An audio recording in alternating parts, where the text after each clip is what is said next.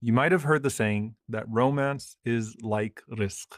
In reality, every single relationship in our lives is a form of rizq. It's a form of divine sustenance. I want you to think about how many unlikely friendships there are, how many unlikely relationships there are. And you think, how is it that these two people ended up coming together? Or maybe someone that became your best friend in life and it seemed completely random how you met them. If you remember when the Prophet ﷺ said, Al arwah junudun mujannada, that souls are like conscripted soldiers, that they are driven together by virtue of their likeness. Sometimes it's not the divine decree that drives souls together based upon their likeness. Sometimes it's actually someone's dua that drives two people to each other. Prophet ﷺ said about our mother Khadija radiallahu ta'ala anha, وَإِنِّي قَدْ رُزِقْتُ حُبَّهَا, that verily I was sustained by her love. Her love was a form of rizq for me. I want you to think about this. Allah subhanahu wa ta'ala says to the Prophet sallallahu alaihi wasallam, أَلَمْ يَجِدْكَ يَتِيمًا فَآوَى وَوَجَدَكَ ضَالًا فَهَدَى وَوَجَدَكَ عَائِلًا فَأَغْنَى.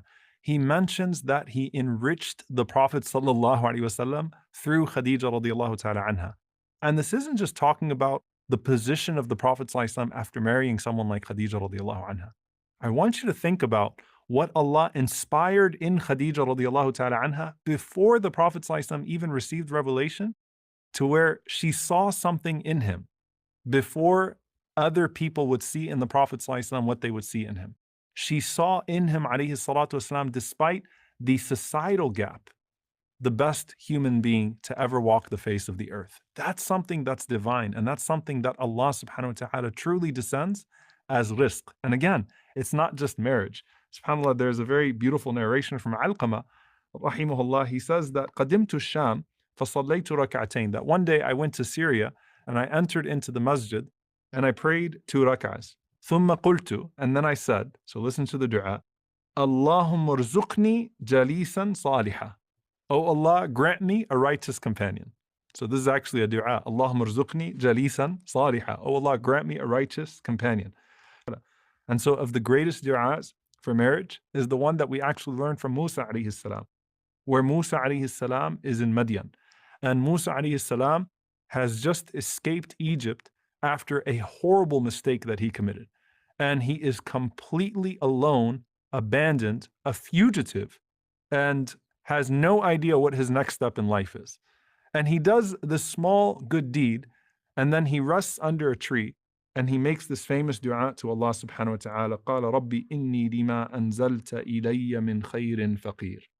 He said, "O my Lord, indeed I am, for any good that you bestow upon me, very needy. Ya Allah, I need you."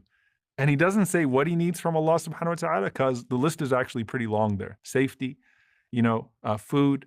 The last thing he's probably thinking about is a spouse, but that's actually the point. He just says, Ya Allah, I need any good that you're going to bestow upon me, and I am in a state of faqr. I am in a state of complete vulnerability to you. One who is divorced or widowed.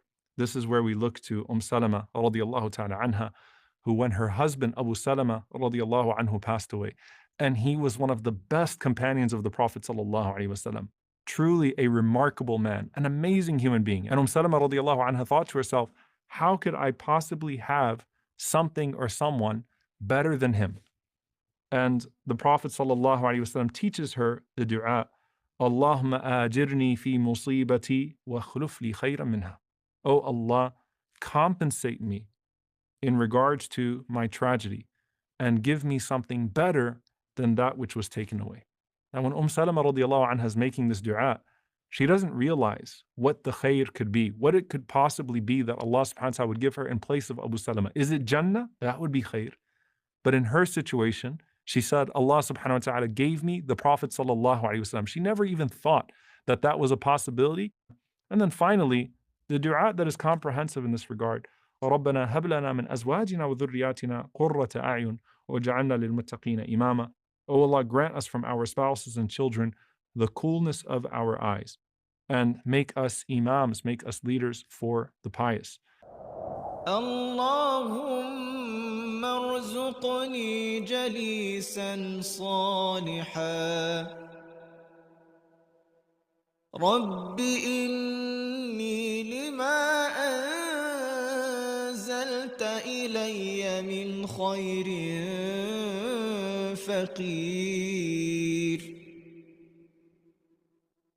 اللهم آجرني في مصيبتي واخلف لي خيرا منها. ربنا هب لنا من أزواجنا وذرياتنا قرة أعين واجعلنا للمتقين إماما.